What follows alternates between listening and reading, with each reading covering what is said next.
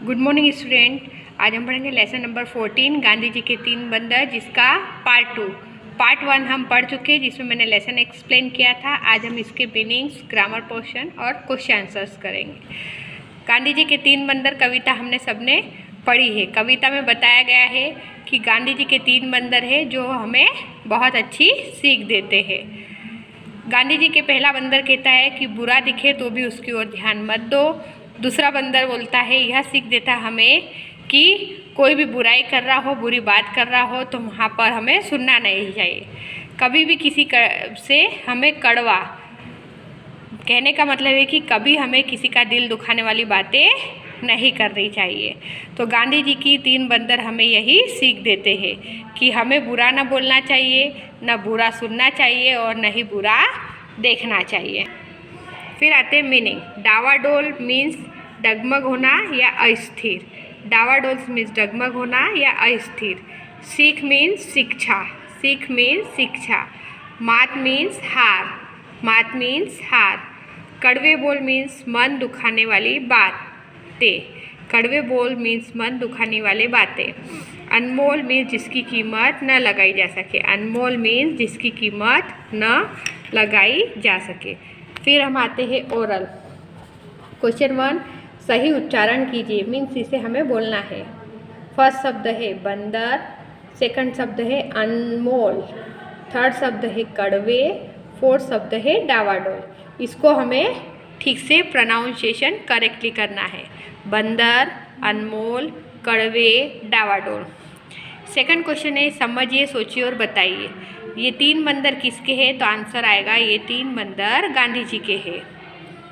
ये 3 बंदर हमें क्या सीख देते हैं? तो ये 3 बंदर हमें सीख देते हैं हमें बुरा ना बोलना चाहिए, न बुरा सुनना चाहिए और न ही बुरा देखना चाहिए। फिर आते हैं MCQ। सही उत्तर में राइट का निशान लगाइए। Tick the correct answer. First, Gandhi ji के कितने बंदर हैं? ऑप्शन है 1, 3। तो सेकंड ऑप्शन में राइट करेंगे, गांधी जी के 3 बंदर हैं। तीसरे बंदर ने कैसे बोलने को मना किया है? ऑप्शन है मीठा, कड़वा। तो राइट आंसर आएगा कड़वा। तीसरे बंदर ने हमें कड़वा बोलने को मना किया है। फिर आते हैं question answer. First question, Gandhi ji के 3 बंदर क्या सीख देते हैं? तो आंसर लिखेंगे, गांधी जी के 3 बंदर न बुरा बोलना, न बुरा सुनना तथा न बुरा देखने की सीख देते हैं। गांधी जी के 3 बंदर न बुरा बोलना, न बुरा सुनना तथा न बुरा देखने की सीख देते हैं। सेकंड क्वेश्चन, इस कविता से क्या सीख मिलती है? इस कविता से बुराई की तरफ न जाने की सीख मिलती है। आंसर है, इस कविता से बुराई की तरफ न जाने की सीख मिलती है। फिर आते हैं भाषा ज्ञान। खाना शब्द का उल्टा अर्थ होगा पीना।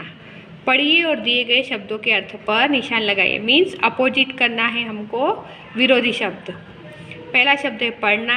ऑप्शन दो दिए हुए हैं, पढ़ाना और लिखना। तो पढ़ना का अपोजिट होगा लिखना। सेकंड ऑप्शन में राइट करेंगे। दूसरा है बड़े। ऑप्शन है छोटे और दूसरा ऑप्शन है छोटा। तो फर्स्ट वाले ऑप्शन पे टिक करेंगे, बड़े का अपोजिट छोटे। बहुत वर्ड दिए हैं। फर्स्ट ऑप्शन है ज़्यादा, सेकंड ऑप्शन है थोड़ा। तो थोड़ा पे टिक करेंगे क्योंकि बहुत का उल्टा होता है थोड़ा। बुरा ऑप्शन है बुरी और दूसरा ऑप्शन है अच्छा। तो अच्छा पे सेकंड ऑप्शन पे टिक करेंगे अच्छा, क्योंकि बुरा का अपोजिट होता है अच्छा। तो इस तरह से अपोजिट हुए खाना का अपोजिट पीना, पढ़ना का अपोजिट लिखना, बड़े का अपोजिट छोटे, बहुत का अपोजिट थोड़ा, बुरा का अपोजिट अच्छा। सेकंड क्वेश्चन, किसी काम के करने या होने को क्रिया कहते हैं। जब हम कोई काम करते हैं या हो जाता है तो उसे क्रिया कहते हैं। Doing words are called verbs. चित्र को देखकर बताइए कौन क्या कर रहा है तथा वाक्य पूरे कीजिए। हमको पिक्चर देखना है, पिक्चर में देख के बताइए। जैसे फर्स्ट पिक्चर में देखो आप कि एक लड़का टेबल पे खाना रखकर खाना खा रहा है। तो लड़के का नाम है करण। तो वो क्या कर रहा है, कौन सी क्रिया कर रहा है? वो खाना खा रहा है। तो जो खाली जगह उसमें आएगा खाना खा रहा है। तो करण खाना खा रहा है, इसमें खा रहा है, खाना खा रहा एक क्रिया है। दूसरा पिक्चर देखो, उसमें एक लड़की बैठी है, वो किताब पढ़ रही है। तो उस लड़की का नाम है नीता। नीता खाली जगह है, तो नीता क्या कर रही है, कौन सी क्रिया कर रही है, तो वो पढ़ रही है। तो पूरा आएगा नीता पढ़ रही है।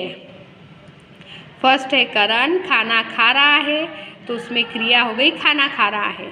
सेकंड है नीता पढ़ रही है, तो नीता पढ़ रही है उसकी क्रिया हो गई, इसलिए पूरा आएगा नीता पढ़ रही है। फिर है बच्चे खाली जगह है, तो बच्चे देखो यहाँ बच्चे दिख रहे हैं, क्या कर रहे हैं, वो खेल रहे हैं। तो क्या क्रिया कर रहे हैं, खेलना, तो यहाँ आएगा क्रिया आएगी खेल रहे हैं, तो बच्चे खेल रहे हैं। क्वेश्चन नंबर 3, ना जोड़कर क्रिया शब्द बनाइए। तो देखना प्लस ना है, तो पूरा शब्द बन गया देखना। बोलना प्लस ना, तो पूरा शब्द बना बोलना। भाग प्लस ना, इसलिए पूरा शब्द बना भागना। सुन प्लस ना, इसलिए पूरा शब्द बना सुनना। कह प्लस ना, इसलिए पूरा शब्द बना कहना। चल प्लस ना, इसलिए पूरा शब्द बना चलना। तो पहला शब्द है देखना, दूसरा सुनना, तीसरा बोलना, चौथा कहना, 5th नंबर भागना और 6th नंबर है चलना। मतलब ना जोड़कर आपको क्रिया शब्द बनाने हैं। इस तरह से आपके लेसन नंबर 14 का पार्ट 2 पूरा होता है। आप लेसन 14 कंप्लीट हो गया, तो आपको इस लेसन 14 को अच्छे से रीड करना है, लर्न करना है और इसका ग्रामर पोर्शन, क्वेश्चन आंसर सब कुछ अपनी टेक्स्ट बुक में लिखना है। टेक्स्ट बुक में लिखने के बाद इस लेसन को आपको लर्न करना है। Lesson number 14 complete. Thank you.